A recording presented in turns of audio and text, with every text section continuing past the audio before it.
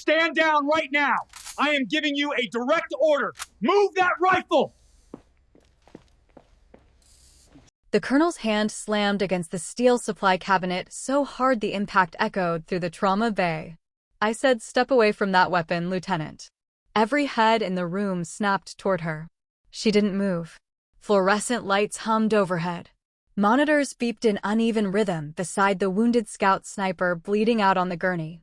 Outside, rotor wash thundered somewhere beyond the sandbagged perimeter. The rifle lay on the metal table between them. Unsecured. Unwatched.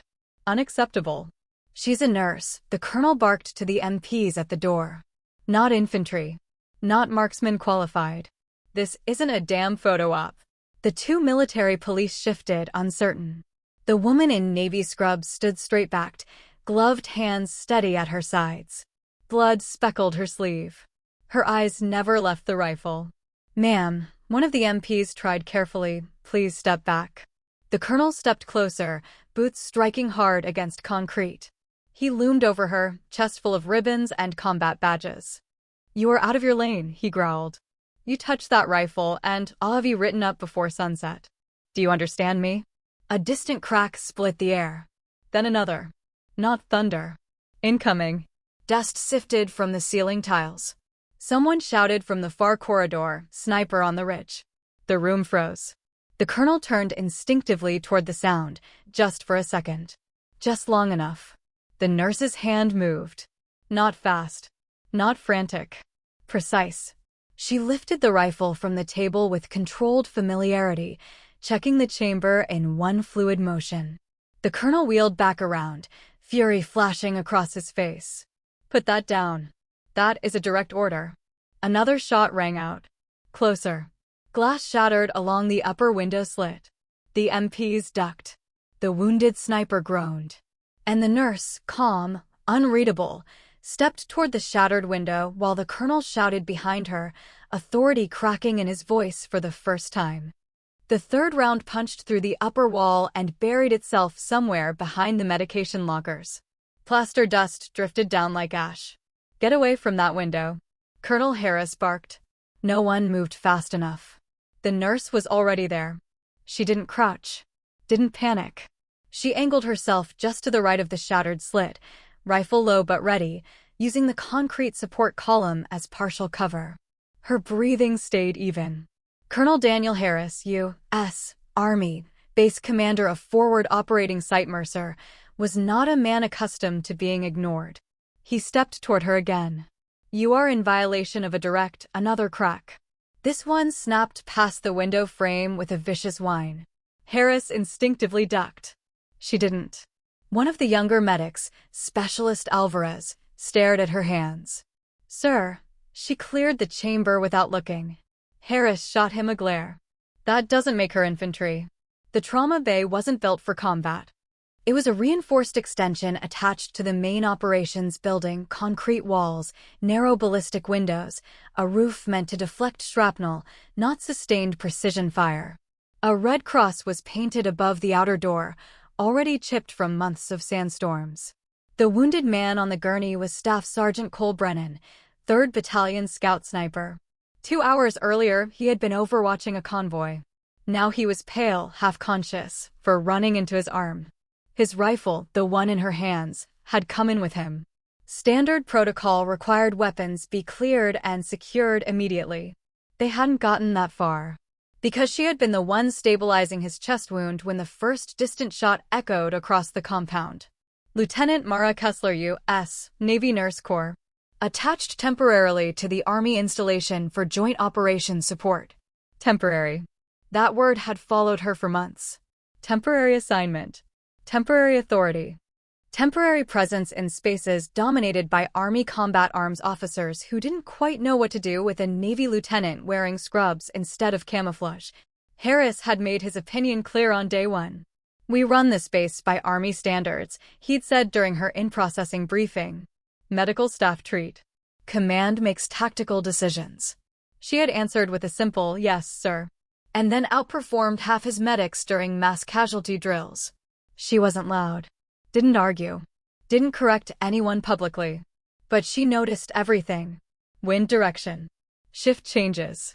The way the guard towers rotated optics at dusk. Now her eye tracked the ridgeline beyond the compound. There. A faint flicker. Sunlight glinting off something metallic. Harris followed her line of sight, but saw nothing except tan rock and wavering heat. "This is not your fight, Lieutenant," he said, voice tight. "You treat the wounded. That's your lane." Another impact. This one struck the outer wall of the operations building 20 yards to the left. The sniper wasn't guessing. He was walking his shots inward. Alvarez swallowed hard. "Sir, Tower 2 isn't returning fire." "Because they don't have a visual," Harris snapped. The MPs at the door looked less certain by the second. Inside the room, hierarchy was clear. Army Colonel. Absolute authority on the installation. 2 MPs under his command. 1 Army specialist medic. 1 wounded sniper. And 1 Navy nurse standing where she technically had no operational authority. Joint operations always came with friction. Different uniforms. Different chains of command. Different assumptions about who belonged where. Harris's jaw tightened as he watched her adjust her stance, subtle shift of weight to the balls of her feet, left elbow tucked, cheek resting naturally against the stock. It wasn't clumsy. It wasn't theatrical. It looked practiced. "Where did you qualify?" he demanded. She didn't answer immediately. Another crack split the air, closer than before. A round ricocheted off the outer sandbags and sent debris spraying against the window frame. Her voice stayed level. "Sir, if he advances his angle another 5 degrees, he'll have sight line on the helipad." The helipad, where a medevac bird was scheduled to land in under 6 minutes. Harris felt something cold settle in his gut. "That's speculation," he said. "Yes, sir." But she didn't lower the rifle. In the corner, Brennan stirred weakly. His unfocused eyes locked on the weapon in her hands. For a moment, confusion passed over his face. Then something else. Recognition. His lips moved, barely audible. Wind, left to right. Harris noticed it too.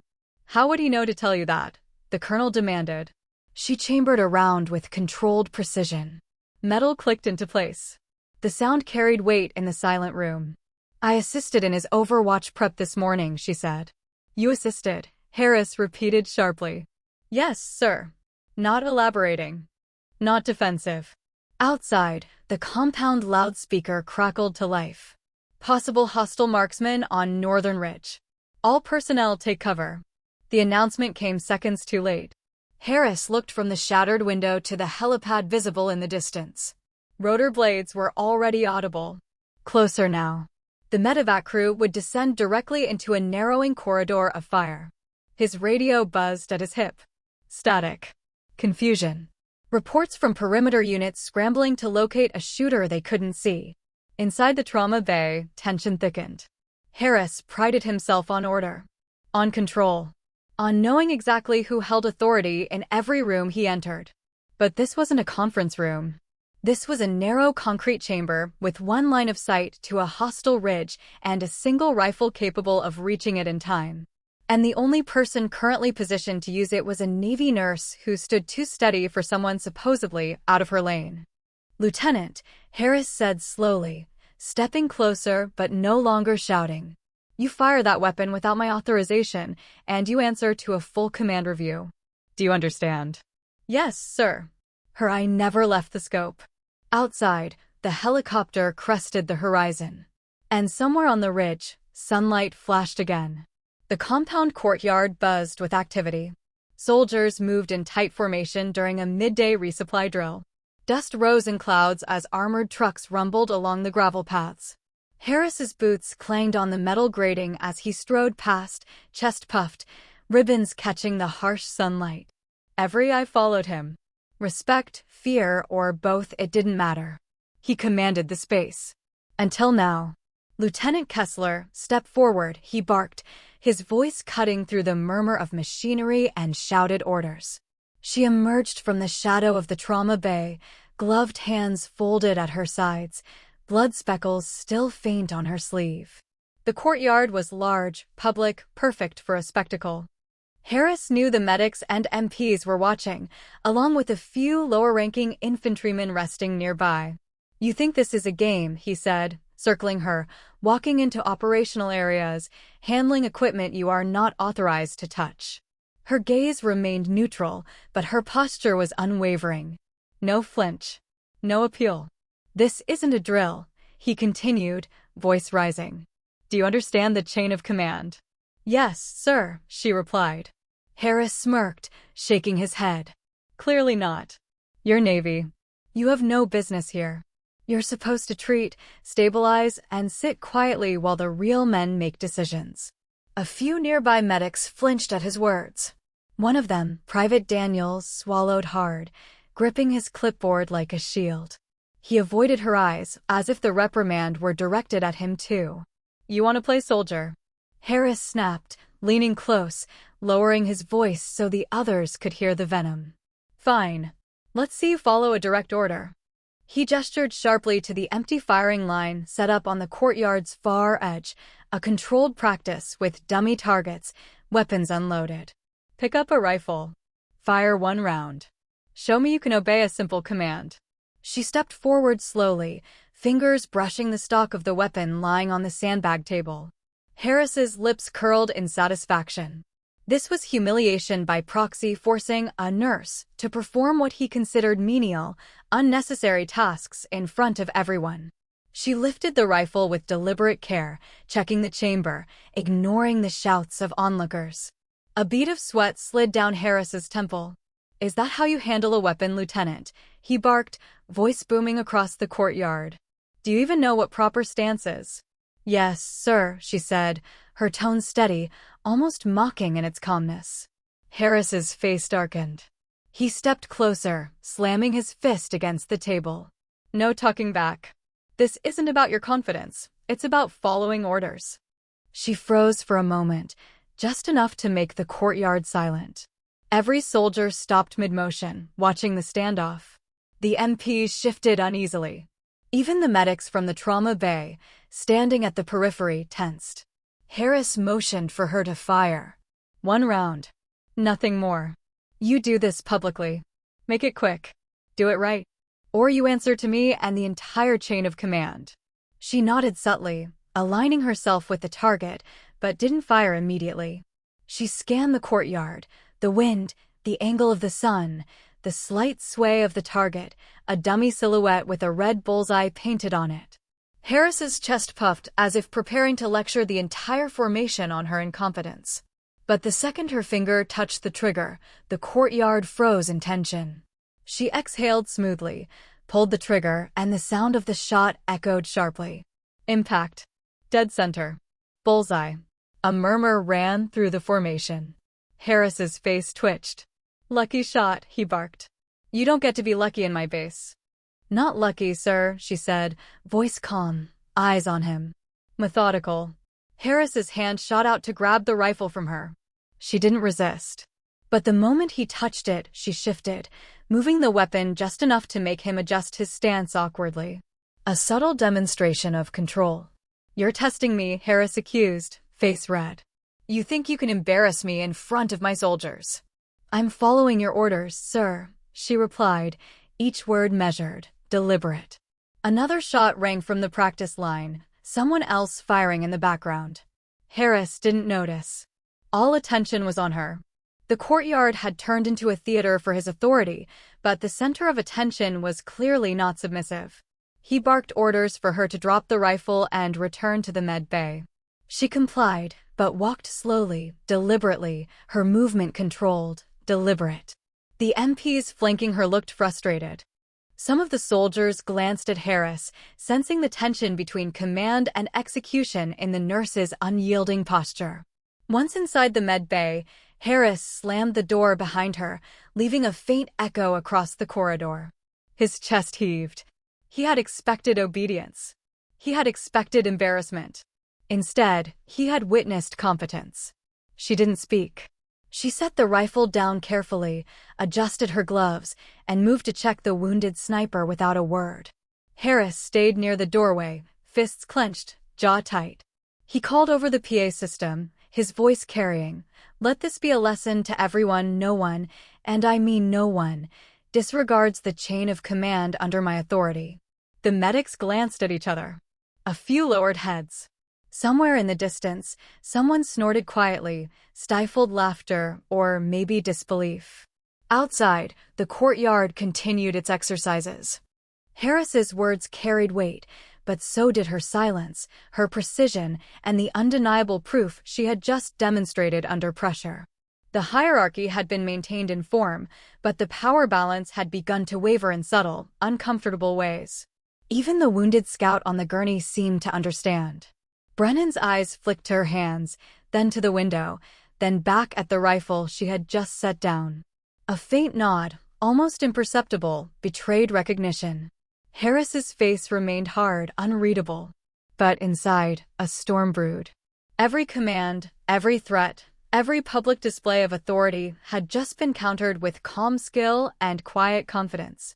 And that realization, silent, unspoken, was far more threatening than any shouted order could ever be. The night settled over forward operating Site Mercer like a heavy blanket, but the base never truly slept. Dim floodlights cut long shadows across the sandbagged perimeter. A low wind carried grit across the courtyard, whispering through the gaps in the concrete walls. Inside the trauma bay, the air was still, too still. Lieutenant Mara Kessler moved methodically, adjusting four lines, checking monitors, her gloves snapping softly against the sterile metal. The gurney creaked as Staff Sergeant Cole Brennan shifted slightly, grimacing at the pain, but he didn't speak. Most of the medics were gone for the night, leaving only the two MPs stationed outside the door and one junior corpsman who kept glancing at Mara as if expecting her to do something unexpected. Harris hovered near the doorway, fingers tapping against his belt. His eyes scanned her movements like a hawk, waiting for the moment he could pounce, for her to overstep the invisible line he had drawn. Yet she moved with calm precision. Nothing out of place. And yet, he couldn't shake the feeling that he had seen her do things today, too precise, too confident, too deliberate. The MPs exchanged subtle looks behind him. One lowered his eyes, shifting his weight uneasily. The other cleared his throat, adjusting his grip on his sidearm. Neither spoke, but the silence between them was heavier than the concrete walls themselves. Mara paused, glancing toward the narrow window slit at the end of the bay. She didn't move closer, just a quick, calculated look. Harris noticed it. Something about her posture, a slight lean, an almost imperceptible shift in her stance, made him pause mid-step. "You're quiet," he said sharply. "Speak up. Report your actions." "Sir," she replied softly, "I'm monitoring the patient and his vitals. Everything is stable for now." Harris frowned. That wasn't unusual, but something about the tone, flat, steady, almost detached, made his skin crawl. He stepped closer, but the closer he got, the more he felt an odd sense of imbalance in the room. Something didn't line up with his expectations. Outside, the faint hum of a generator shifted slightly. The MPs looked toward the door again, their hands tightening instinctively. Mara didn't flinch. She didn't react. Her eyes stayed fixed on the monitors, yet her ears seemed attuned to the softest change in sound, the whine of metal, the shift of wind over sandbags, a distant footstep out of place. Harris crossed his arms. "I don't know why you insist on being here after hours. This isn't your area of command." "Yes, sir," she replied. No hesitation. No apology. Just acknowledgement. Cole's eyes flicked to her briefly, the faintest spark of recognition, but he didn't speak. His breath was shallow, eyes narrow. Mara adjusted his oxygen mask, fingers brushing lightly, almost casually, but her touch lingered longer than necessary to merely stabilize. Subtle, unnoticed by anyone who didn't know to look. Harris leaned closer, voice low, almost a hiss. "You're hiding something." Her gaze lifted slowly. Calm. Unblinking. "Sir." "You heard me," he said, irritation sharpening. "This isn't the first time your actions have unsettled the medics. The MPs. Even the patients notice. I don't like not knowing who is in my bay." She didn't answer. Not immediately. Just continued checking vitals, adjusting the drip. The silence stretched between them, thick enough to cut. Harris realized that everyone in the room, even the patient, was aware of it. The tension was palpable. The unease wasn't loud. It was quiet, creeping in like smoke through a crack in the wall. A soft beep from the monitor punctuated the room. Cole shifted slightly, grimacing. Mara responded instantly, adjusting the infusion rate. She didn't speak. She didn't flinch. Harris felt the tiniest flicker of doubt. How could someone so calm, so in control, not be hiding something dangerous? Outside, the night air carried a low whistle from the ridge. The MPs stiffened. Mara's hand twitched slightly toward the nearby table where the weapons were stored, but she didn't move beyond that. It was almost instinctual, a reflex born of training, yet there was a deliberate precision in it. Harris noticed the movement, but dismissed it. Or tried to. The corridor lights flickered for a second, drawing a collective intake of breath from everyone present. Mara's head tilted slightly toward the sound. Subtle. Silent. Yet precise. Her eyes caught a glint from a distant reflection, too small for anyone else to notice. Harris took a step back. Something about the room was off. He couldn't place it. He prided himself on noticing the smallest details, a twitch in a shoulder, a shift in posture, a hand that lingered too long near a weapon. But with her, nothing fit his expectations. "You're calm," he said finally, almost more to himself than anyone else. Too calm. She glanced at him briefly, still adjusting the patient, voice measured. "Sir, I'm trained for situations like this." The words were simple. Professional. But Harris's stomach twisted. He couldn't explain why, but her precision, her silence, her unflinching attention to every micro-detail, the way the floorboards creaked under his boots, the way shadows bent across the monitors when the floodlights outside shifted, was unnerving. Even Cole stirred slightly, a faint nod toward her, almost imperceptible. The patient, wounded and weak, seemed to recognize something he hadn't fully articulated. Harris's hand rested on the butt of his pistol. Not because he intended to draw it, but because the feeling of imbalance in the room demanded some anchor. The night stretched on, uneventful in outward action, yet heavy in tension. The floodlights hummed. The monitors beeped softly. And Mara Kessler moved with quiet efficiency, eyes scanning, hands steady, awareness razor-sharp. Every small gesture, every careful movement, every pause seemed to whisper, "There is more here than anyone realizes." And Harris couldn't shake the feeling that he had already lost some measure of control in a way he couldn't yet define. The room held its breath. The unease was palpable. And no one, not Harris, not the MPs, not the junior corpsman, knew exactly why. Something was off. Something was coming. And the calm in her eyes was the only clue. The sun dipped low behind the ridge, turning the sand and concrete of forward operating site Mercer a dull orange. Shadows stretched long across the courtyard, where routine patrols moved in slow arcs. Harris paced near the operations center, hands clenched at his sides, replaying the morning's events over and over in his head. He had expected the drill, the obedience, the humiliation. What he hadn't expected was the certainty in her hands, the precision that didn't belong to someone, just a nurse. "Sir, perimeter sensors picked up movement on the northern ridge," whispered Specialist Alvarez, crouched near the communications console. The words barely carried above the soft hum of generators. Harris scowled. "I want eyes on it." "Tower 2, report." Static crackled over the radio. No response. He looked toward the trauma bay, where Mara had been attending to Brennan for the past hour. She stood motionless by the narrow window slit, her silhouette sharp against the fading light. Nothing seemed out of place. Yet every instinct Harris had screamed otherwise. A faint whistle cut through the air. Something had shifted on the ridge.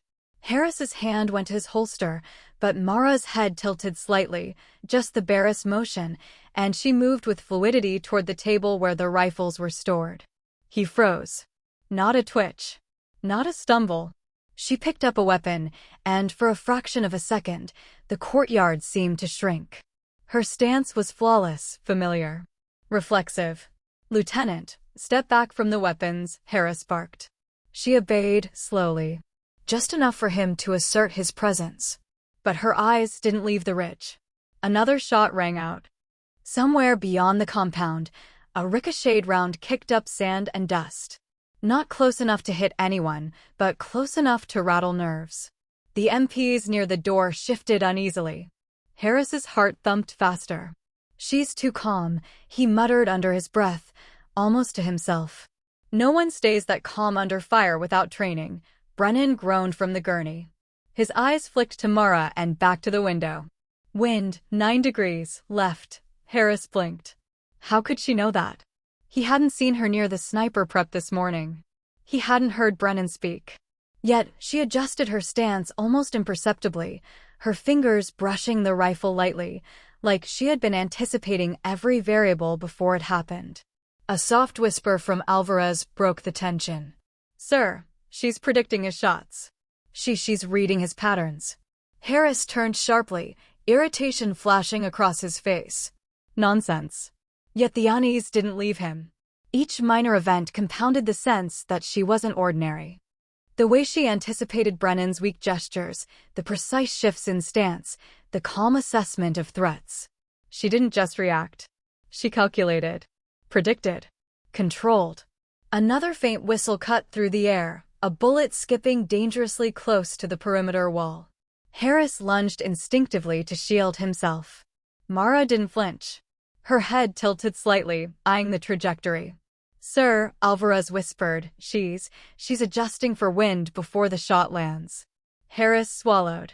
Something inside him clicked, a pulse of recognition he couldn't name. It wasn't just skill.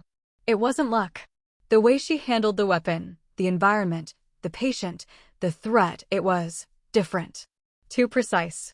Too practiced. He watched as Mara leaned briefly against the wall, glancing at Brennan, then back to the ridge. The MPs were frozen, unsure whether to intervene. Even Brennan, pale and bleeding, seemed to understand something had shifted. His lips moved faintly, almost inaudibly. "She knows. She sees it." The wind shifted again. Mara's fingers hovered over the rifle's trigger guard, not in panic, not in haste, but in measured anticipation. Harris's jaw tightened. He had seen soldiers trained for years, Marines and snipers who had lived in this environment, flinch at the unexpected. But she did not. Her calm was unnerving. Her focus, laser-sharp. The courtyard lights flickered as a distant truck rumbled past. Every shadow seemed elongated, and Harris felt his control slipping, the sense of hierarchy he had clung to all day fracturing with each subtle, precise movement she made. He tried to assert himself. "Lieutenant, you will." A shot rang out from the ridge. Close. Too close. The dust kicked up near the medevac landing zone. Mara's head tilted again, her body moving with the subtle grace of someone fully aware of every element, the wind, the angle, the distance.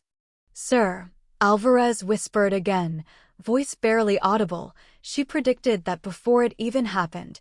Harris exhaled slowly, chest tight. He wanted to dismiss it, to write it off as coincidence. Yet the pattern was undeniable. Every near miss, every adjustment, every quiet observation pointed toward a reality he didn't want to admit. Something about Mara Kessler was off. Not in a way he could articulate. Not yet. But the compound, the ridge, the winds, the ricochets, they all seemed to bow to her awareness. And for the first time that day, Harris felt the faintest, most disquieting unease that maybe, just maybe, the nurse he had underestimated was not ordinary at all. He stepped back, scanning the trauma bay. Every medic, every MP, every soldier passing the windows felt it, even if they couldn't name it. A presence. A capability. Silent, restrained, undeniable. And Mara, adjusting the four, checking monitors, and watching the shadows beyond the window, gave nothing away. Not yet. But the seed of realization had been planted. Harris didn't know what she was capable of. He didn't know how far her skill extended. All he knew was that nothing in his experience suggested that this calm, measured, precise Navy lieutenant belonged anywhere in the just a nurse category. And that knowledge, silent, creeping, was far more dangerous than any visible threat outside the compound walls. The courtyard exploded into chaos before the first helicopter even cleared the ridge. A single round struck the outer wall near the medevac landing zone, throwing up dust and debris. Soldiers dove behind sandbags. Harris felt his stomach drop. His voice tore through the panic. Everyone down. Return fire, identify the shooter. No one moved fast enough. Not the MPs. Not the junior medics. Not even the infantry on the perimeter. And then Mara Kessler stepped forward. Not hesitantly. Not cautiously. Purposefully. The courtyard went quiet, not out of obedience, but out of shock. Every eye followed her as she walked past Harris without even glancing at him. He barked orders, but they didn't register. She had already assessed the angles, the wind, the elevation, the sniper's probable path. She crouched behind the partial cover of a sandbagged wall and lifted the rifle with a calm precision that made even seasoned snipers pause. Fingers moved over the scope with trained familiarity. Her breathing, even under the chaos, was controlled, almost meditative. Harris stepped closer, voice sharp. "Lieutenant, step back. This isn't your fight." She didn't flinch. She didn't hesitate. "Sir," she said softly, but the authority in her voice carried a weight that froze him mid-step. "Stand down. You've been in my way long enough." Harris froze. Something in her tone, quiet, restrained, absolute, demanded obedience. Every muscle in his body tensed. She aligned the scope, tracking the distant glint of a rifle barrel on the ridge. Time slowed. Every soldier, every medic, every MP watched as she exhaled slowly, calculating, ready. Then she fired. The shot echoed sharply, perfectly timed, perfectly placed. The sniper's rifle clanged against a rock, sending him stumbling off the ridge. Another round, another careful adjustment, and the threat was neutralized before it could reach the helipad. The courtyard was silent, save for the hum of the helicopter landing and the distant groans of dusted-off soldiers. Harris's mouth opened, closed, words failing him. He had expected defiance, hesitation, incompetence. He had not expected control, mastery, dominance. Mara lowered the rifle, fingers brushing the stock with casual familiarity. She rose, dusting off her gloves, eyes scanning the courtyard as if ensuring nothing was out of place. "Sir," she said again, voice calm but commanding, "perimeter is secure. All threats neutralized." Harris's chest tightened. Recognition flashed across his face. Medals, rank, ribbons, none of it mattered now. The hierarchy he had relied on, the unquestioned authority he wielded, had been reversed in an instant. Alvarez blinked. She's not just a nurse." Brennan, weak but conscious, managed a nod toward her. "Lieutenant, you've done this before." Harris swallowed hard. His jaw worked as he attempted to reassert authority, but every instinct in the room, every eye, every tense muscle acknowledged the truth. Mara Kessler was not to be underestimated. Not ever. The MPs at the door straightened, glancing at her with a mixture of respect and caution they had never shown before. The medics lingered, silent, unsure if they should move, speak, or even breathe. Harris finally found words, but they came out differently than expected. Not commands. Not reprimands. "Lieutenant, status." "Threat neutralized," she said simply. "Patients are stable. Perimeter secure." The words were factual, unemotional, yet they carried authority. Absolute authority. Harris exhaled, lowering his gaze, realizing that in the span of a heartbeat, the dynamic had shifted entirely. The nurse he had belittled, the subordinate he had expected to obey, had become the center of control. And the courtyard, once alive with panic, now held a reverent hush, as if the entire base understood the lesson in that single, undeniable moment. Authority wasn't always about rank, ribbons, or medals. Sometimes it was about competence, precision, and the calm mastery of chaos. Mara Kessler, Navy lieutenant, nurse by designation, had demonstrated something far greater. She had commanded respect not through shouting, not through orders, but through undeniable action. Harris felt the weight of it settling over him, heavy and unfamiliar. His voice faltered when he tried again. "Understood, Lieutenant." Her eyes met his for the first time fully, steady, unwavering. No triumph. No arrogance. Just recognition that she had assumed the responsibility when it mattered most. And in that moment, the power reversal was complete. The courtyard was quiet now. The dust from the earlier shots had settled, leaving a fine layer over boots, sandbags, and the concrete floor. The helicopter rotors had stopped, leaving only the low hum of the generator and the distant chatter of radios. Soldiers and medics alike moved carefully, almost cautiously, as if each step might disturb the fragile tension that hung in the air.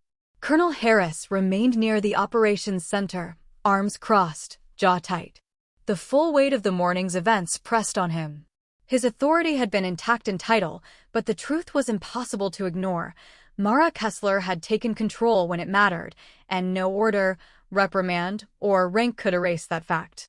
He watched her as she checked on Staff Sergeant Brennan, adjusting 4 lines and speaking softly, precisely, without breaking focus. The injured man's breathing was steady now, each shallow rise and fall measured. Mara moved with efficiency, a calm that contrasted sharply with the residual tension surrounding them. Alvarez approached Harris quietly. "Sir, the perimeter is secure." Mara, she handled everything flawlessly. Everyone shaken, but no casualties beyond minor scrapes. Harris didn't respond immediately. He was still digesting the shift in authority, the clarity of competence he had witnessed. Finally, he exhaled slowly. "I know. I saw." Inside the trauma bay, Mara set the rifle down, checked the chamber, and secured it carefully. Nothing had been rushed, nothing careless. Her professionalism was flawless. Yet Harris noticed the subtle weight she carried in her movements, not pride, not triumph, but responsibility. Every motion was calculated, aware that any mistake could cost lives. Harris's MPs lingered at the doorway. One of them, Corporal Reed, cleared his throat. "Sir, she's not just a nurse." Harris said nothing, only nodded subtly. Reed understood. The lesson was internalized. Authority had shifted, and the hierarchy in this instance had been recalibrated, not through rank, not through verbal assertion, but through action and judgment. Brennan, still pale but alert, glanced at Mara. His nod was faint, almost imperceptible, but Harris noticed. Respect, trust, acknowledgement, it had been earned in moments that were far too quick for any formal recognition to capture. Harris finally stepped forward, approaching Mara. His tone was low, controlled. "Lieutenant Kessler, your actions today were above and beyond. I underestimated the situation. And you?" Mara looked up, meeting his eyes. She inclined her head slightly, formal, professional. "Sir, I acted according to my training and the situation at hand. My responsibility is the patient, the base, and the safety of everyone under my care." Harris exhaled, tension easing slightly from his shoulders. He could feel the subtle shift in his own perspective. Orders and medals were significant, yes, but competence in crisis, the ability to act decisively without hesitation, demanded a different kind of respect. In the days that followed, the incident became quiet background for the base. No fanfare, no official announcement. The chain of command had been maintained formally, but privately, Harris made small adjustments. Mara's recommendations carried more weight. Reports passed through her hands received careful attention. Subtle acknowledgments appeared in briefings, a nod here, a slight deferral there. The professional consequences were real but understated. Among the medics, whispers circulated. "Did you see the way she handled the sniper? She's not just a nurse." Yet no one exaggerated, no one gossiped beyond recognition of her skill. It was quiet acknowledgement, the kind that endured longer than any rumor.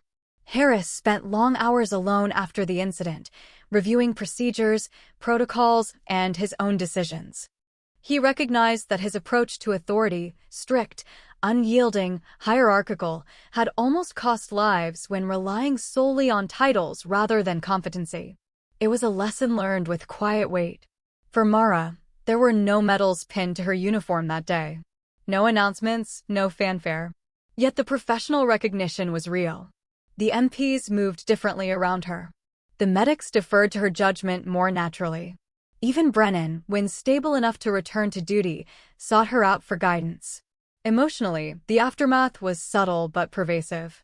Harris wrestled with pride and humility. He had commanded respect through rank, but she had earned it through skill. The contrast was undeniable.